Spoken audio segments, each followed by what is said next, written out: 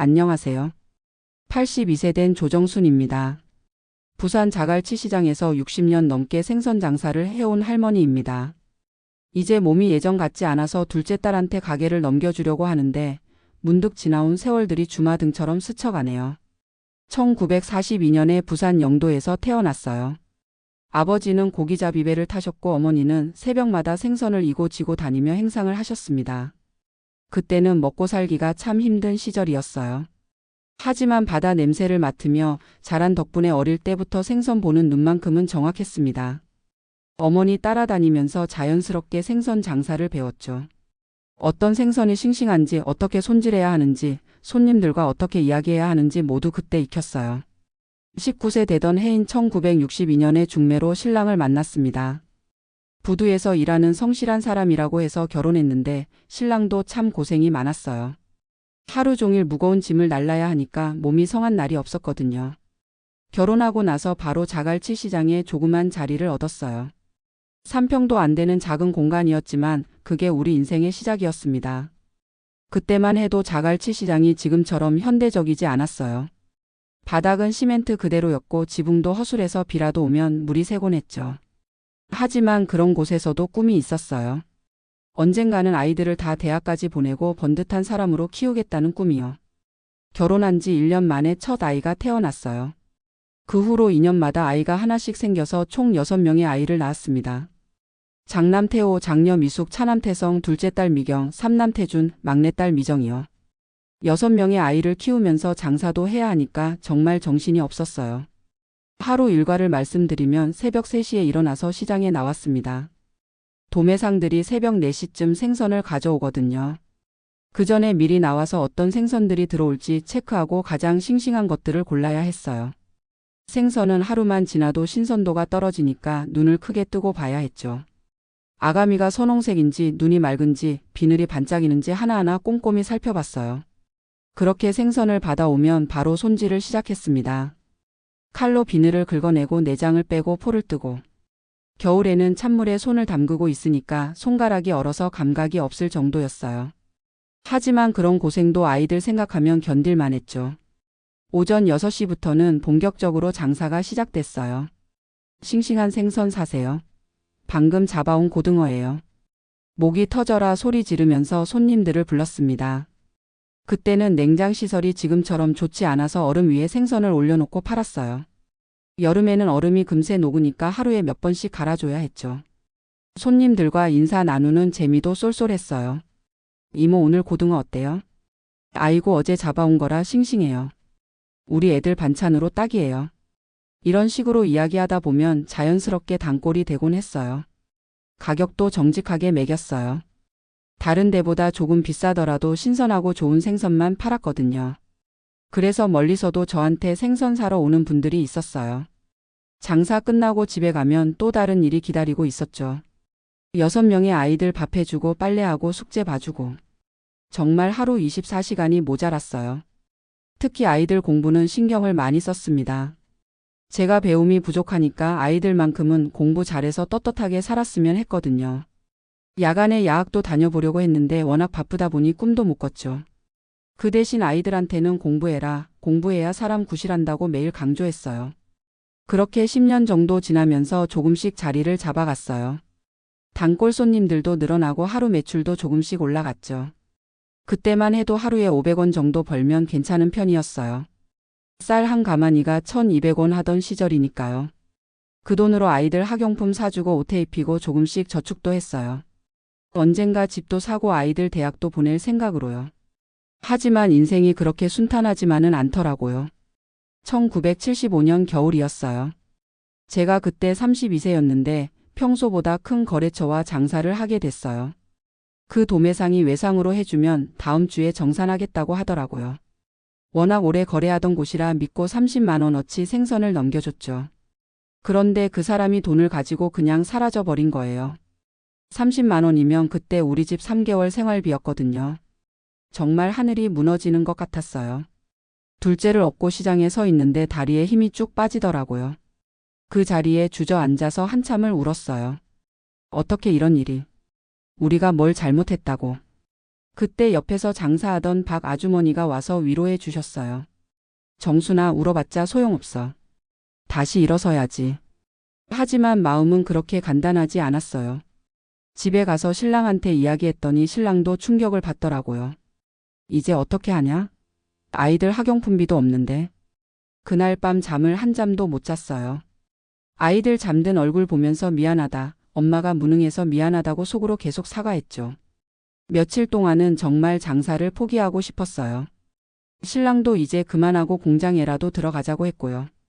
그때 마침 근처 통조림 공장에서 사람을 뽑는다고 했거든요. 월급이 4만 원 정도 나온다고 하니까 솔깃하기도 했어요. 적어도 매달 일정한 돈은 들어오니까요.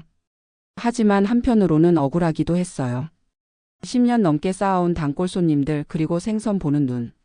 이런 걸 다 포기하고 공장에 들어간다는 게 쉽지 않더라고요. 한 달 정도 심각하게 고민했어요. 아이들한테는 말 안 했지만 큰아이가 학용품비 달라고 했을 때 줄 돈이 없어서 다음에 사주마라고 했던 기억이 지금도 아려요. 그러던 어느 날 평소 단골이던 할머니 한 분이 오셨어요. 정순이, 요즘 왜 이렇게 기운이 없어? 무슨 일 있나? 그래서 사정을 말씀드렸더니 그분이 이렇게 말씀하시더라고요. 이 바보야, 그런 일로 포기하면 어떡해? 당신 생선이 이 시장에서 제일 싱싱한데. 그 말을 듣는 순간 눈물이 핑 돌았어요. 할머니, 그래도 돈이 없어서. 돈은 또 벌면 되잖아. 당신한테는 정직함이 있잖아.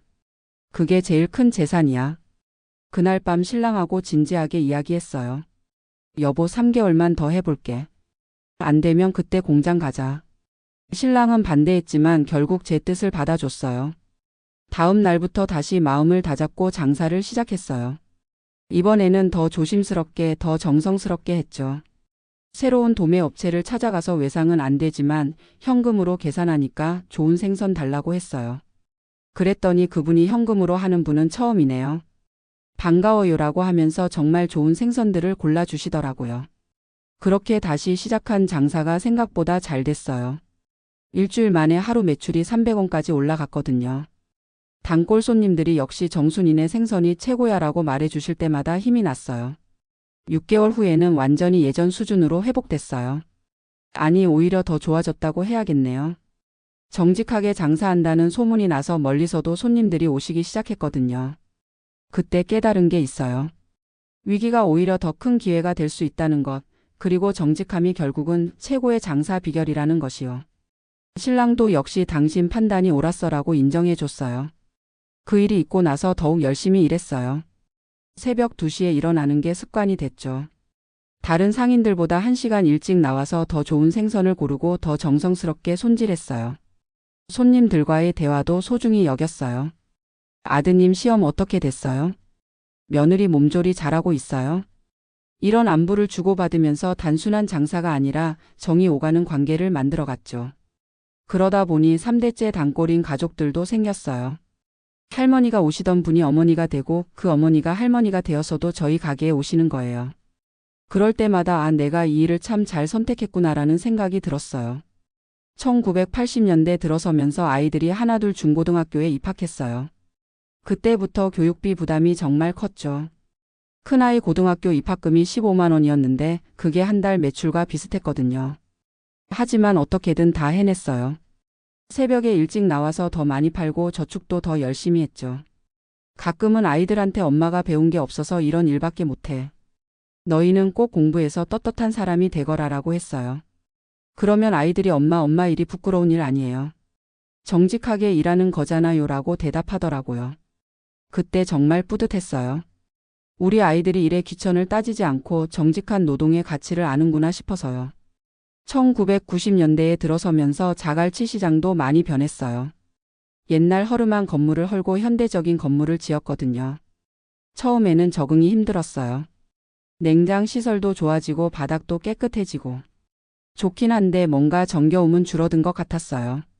하지만 손님들은 더 좋아하시더라고요. 이제 시장이 깨끗해져서 오기 좋아졌네요. 시대가 변하면 따라가야 한다는 걸 그때 배웠어요. 아이들도 하나둘 대학에 입학했어요.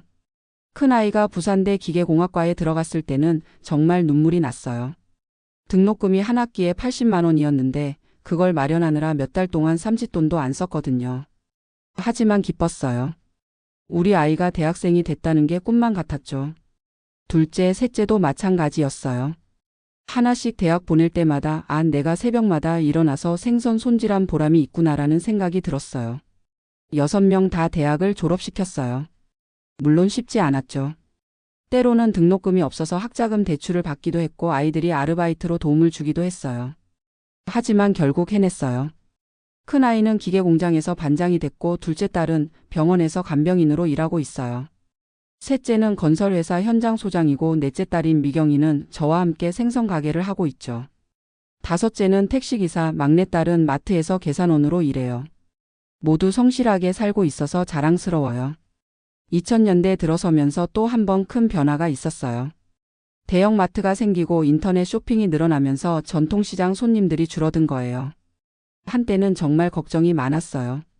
이제 우리 같은 시장 상인들은 설 자리가 없는 건 아닐까? 하지만 오랫동안 쌓아온 단골들이 있어서 버틸 수 있었어요. 마트 생선은 언제 잡은 건지 모르겠어. 역시 정순이네가 최고야. 이런 말씀들이 힘이 됐죠. 그리고 더 특별한 서비스를 하기 시작했어요. 생선 손질을 더 꼼꼼히 해드리고 요리법도 알려드리고. 이 고등어는 조림보다 구이가 더 맛있어요. 비늘을 이렇게 긁어내고. 이런 식으로 설명해 드리니까 손님들이 더 좋아하시더라고요. 2010년쯤부터는 몸이 예전 같지 않다는 걸 느끼기 시작했어요. 손목이 아프고 무릎도 시큰거리고. 그래도 일은 계속했어요. 이 일이 제 인생의 전부였으니까요. 2019년에 신랑이 세상을 떠났어요. 간경화 때문이었는데 젊을 때 술을 많이 마신 게 원인이었죠. 그때 정말 많이 울었어요. 40년 넘게 함께 살면서 투닥거리기도 했지만 결국은 서로를 지탱해주는 존재였거든요. 장례식 치르고 나서 한동안 일손을 놓을 뻔했어요. 이제 혼자 뭘 하나. 그런데 단골 손님들이 찾아와서 위로해 주시고 아이들도 엄마, 아빠 목까지 건강하게 사세요라고 해서 다시 힘을 냈어요. 그때부터는 넷째 딸 미경이와 함께 가게를 운영하기 시작했어요. 미경이도 생선 보는 눈이 제법 생겼더라고요. 어릴 때부터 저 따라다니면서 배운 게 있나 봐요. 엄마, 이 고등어 어때요? 응, 아가미 색깔이 좋네. 잘 골랐어. 이런 대화를 나누면서 일하니까 외롭지 않고 든든했어요. 작년부터는 몸이 정말 힘들어졌어요. 새벽에 일어나는 것도 예전보다 힘들고 생선 손질할 때 손목이 많이 아파요. 그래서 결심했어요. 60년 넘게 해온 일이지만 이제는 미경이에게 완전히 맡기자고요. 미경아, 엄마가 이제 나이도 많고 몸도 예전 같지 않으니까 내가 맡아서 해라. 엄마, 괜찮아요. 천천히 하세요. 아니야, 젊을 때 배워야 제대로 할 수 있어. 엄마는 옆에서 조언만 해줄게. 그렇게 해서 지금은 미경이가 주로 하고 저는 보조 역할을 하고 있어요. 60년 넘게 한자리에서 생선 장사를 하면서 많은 걸 배웠어요. 첫 번째는 정직함의 가치예요. 한때 사기를 당해서 큰 위기를 겪었지만 그 일이 오히려 정직한 장사의 중요성을 깨닫게 해줬어요. 손님들을 속이지 않고 좋은 것은 좋다, 나쁜 것은 나쁘다고 솔직하게 말하는 게 결국은 가장 좋은 장사법이더라고요. 두 번째는 꾸준함의 힘이에요. 하루하루는 큰 변화가 없어 보여도 10년, 20년, 60년을 계속하니까 엄청난 결과가 나왔어요. 6명의 아이를 모두 대학까지 보내고 14명의 손자녀까지 생겼으니까요. 세 번째는 인간관계의 소중함이에요. 단순히 생선을 사고 파는 관계가 아니라 서로의 안부를 묻고 챙겨주는 관계로 발전할 때 진짜 보람을 느꼈어요. 네 번째는 변화에 적응하는 것의 중요성이에요. 60년 동안 시장도 바뀌고 손님들의 기호도 바뀌고 세상도 많이 바뀌었어요. 하지만 변화를 두려워하지 않고 받아들이려고 노력했기 때문에 지금까지 올 수 있었던 것 같아요. 지금 젊은 상인들을 보면 안타까울 때가 있어요. 빨리 성공하려고 하고 쉬운 길만 찾으려고 하고. 하지만 진짜 성공은 하루아침에 오지 않아요. 매일 조금씩 성실하게 쌓아 올릴 때 비로소 진짜 성공이 찾아오는 거죠. 요즘은 아침에 일찍 일어나는 것보다 손자녀들과 보내는 시간이 더 행복해요. 할머니 학교에서 이런 일이 있었어요. 할머니, 저 대학 합격했어요. 이런 이야기들을 들을 때가 가장 뿌듯해요. 제가 60년 동안 새벽마다 일어나서 생선을 손질한 보람이 바로 이런 순간들에 있는 것 같아요. 건강이 허락하는 한미경이와 함께 가게 일은 계속할 생각이에요. 완전히 손을 놓기는 아직 아쉬워서요. 그리고 젊은 상인들에게 제 경험을 나눠주고 싶기도 하고요. 정직하게 하세요. 손님을 가족처럼 대하세요. 그러면 반드시 성공할 수 있어요. 마지막으로 제 인생을 돌아보면서 하고 싶은 말이 있어요. 저는 대단한 사람이 아니에요. 그저 새벽마다 일어나서 생선을 팔고 아이들을 키운 평범한 어머니일 뿐이죠. 하지만 그 평범한 일을 60년 동안 꾸준히 했다는 것, 그것만으로도 의미 있는 인생이었다고 생각해요. 세상에는 화려하고 대단해 보이는 일들이 많아요. 하지만 정말 중요한 건 무슨 일을 하느냐가 아니라 어떤 마음가짐으로 하느냐인 것 같아요. 저처럼 생선 장사를 하더라도 정직하고 성실하게 하면 누구에게도 부끄럽지 않은 일이 되는 거죠. 젊은 분들에게 말해주고 싶어요. 어떤 일을 하든 포기하지 마세요. 처음에는 힘들고 어려워 보여도 꾸준히 하다 보면 반드시 길이 열려요. 저도 30만 원 떼였을 때 포기하고 싶었지만 그때 포기했다면 지금의 제가 없었을 거예요. 그리고 정직하게 사세요. 남을 속이고 얻은 이익은 결국 자신에게 돌아와요. 정직하게 번 돈은 비록 적어도 마음 편히 쓸 수 있고 그런 돈으로 키운 아이들은 바르게 자라더라고요. 또 하나는 건강을 챙기라는 거예요. 젊을 때는 몰랐는데 나이 들고 보니 건강이 제일 중요해요. 돈이 있어도 몸이 아프면 소용없거든요. 저는 다행히 60년 넘게 일할 수 있을 만큼 건강했지만 요즘 젊은 분들은 너무 무리하는 것 같아서 걱정돼요. 그리고 가족을 소중히 여기세요. 아무리 일이 바빠도 가족과 함께 하는 시간을 만드세요. 저는 일이 너무 바빠서 아이들과 많은 시간을 보내지 못한 게 지금도 아쉬워요. 물론 생계를 위해서 어쩔 수 없었지만 그래도 조금 더 신경 썼으면 좋았을 것 같아요. 마지막으로 감사하는 마음을 잃지 마세요. 저는 매일 아침 일어날 때마다 오늘도 일할 수 있게 해주셔서 감사합니다 라고 속으로 인사했어요. 일할 수 있다는 것, 건강하다는 것, 가족이 있다는 것. 이런 당연해 보이는 것들이 사실은 가장 큰 축복이거든요. 요즘 젊은 상인들과 이야기해보면 힘들다고들 해요. 대형마트 때문에 인터넷 쇼핑 때문에 손님이 줄어든다고요. 물론 예전보다 어려운 건 맞아요. 하지만 그래도 기회는 있다고 생각해요. 사람들이 편리함만 추구하는 건 아니거든요. 정성과 정이 담긴 서비스를 원하는 분들도 여전히 많아요. 제가 60년 동안 한 자리를 지킬 수 있었던 것도 그런 분들 덕분이에요. 앞으로도 전통시장이 사라지지 않을 거라고 믿어요. 다만 예전과는 다른 방식으로 발전해야겠죠. 더 깨끗하게, 더 친절하게, 더 정성스럽게. 그런 변화에 적응하는 상인들은 분명히 성공할 거예요. 우리 미경이도 그런 마음가짐으로 일하고 있어요. 저보다 훨씬 공부도 많이 했고 새로운 것들도 잘 받아들이거든요. 인터넷으로 생선 정보도 찾아보고 손님들한테 카카오톡으로도 연락하고. 저는 그런 거 잘 모르지만 시대에 맞게 변화하는 모습이 기특해요. 이제 제 나이가 82세가 됐으니까 언제까지 일할 수 있을지 모르겠어요. 하지만 몸이 허락하는 한 계속 시장에 나올 생각이에요. 60년 넘게 해온 일을 갑자기 그만두면 뭘 해야 할지 모르겠거든요. 그리고 아직도 저를 찾아오시는 단골 손님들이 계세요. 정순이 어디 갔어? 정순이 생선이 제일 좋은데. 이런 말씀을 들으면 아직도 나를 필요로 하는 사람들이 있구나라는 생각이 들어서 힘이 나요. 가끔 밤에 잠자리에 누워서 생각해보면 정말 많은 일들이 있었어요. 기쁜 일도 있었고 힘든 일도 있었고. 하지만 후회는 없어요. 제가 할 수 있는 최선을 다했으니까요. 6명의 아이들이 모두 건강하게 자라서 각자의 자리에서 열심히 살고 있고 14명의 손자녀들도 다 착하게 자라고 있어요. 이보다 더 큰 성공이 어디 있겠어요? 요즘 손자녀들이 가끔 물어봐요. 할머니 힘들지 않았어요? 60년 동안 새벽마다 일어나서. 그러면 저는 이렇게 대답해줘요. 힘들긴 했지만 보람이 더 컸어. 너희들이 다 잘 자란 걸 보면 그 고생이 헛되지 않았다는 생각이 들어. 그리고 이런 말도 해줘요. 할머니처럼 장사를 하라는 건 아니야. 하지만 뭘 하든지 정직하고 성실하게 해라. 그게 제일 중요한 거야. 앞으로 제가 얼마나 더 살지는 모르겠지만 남은 시간 동안은 손자녀들과 더 많은 시간을 보내고 싶어요. 그동안 일 때문에 못해준 것들을 조금이라도 보상해주고 싶거든요. 그리고 건강이 허락한다면 자갈치 시장의 역사를 정리하는 일도 해보고 싶어요. 60년 동안 이 시장을 지켜본 사람으로서 후세에 남겨줄 만한 이야기들이 많거든요. 어떤 상인들이 있었고 어떤 변화들이 있었고 어떤 정들이 오갔고. 이런 이야기들이 사라지기 전에 기록으로 남겨놓으면 좋을 것 같아요. 마지막으로 제 인생을 한마디로 정리한다면 감사한 인생이었다고 말하고 싶어요. 비록 부자는 되지 못했지만 정직하게 살았고 6명의 아이들을 훌륭하게 키웠고 많은 사람들과 좋은 인연을 맺었어요. 새벽 3시에 일어나서 생선을 손질하던 그 시간들, 손님들과 정답게 이야기를 나누던 그 순간들, 아이들이 하나씩 대학에 입학할 때의 그 기쁨들.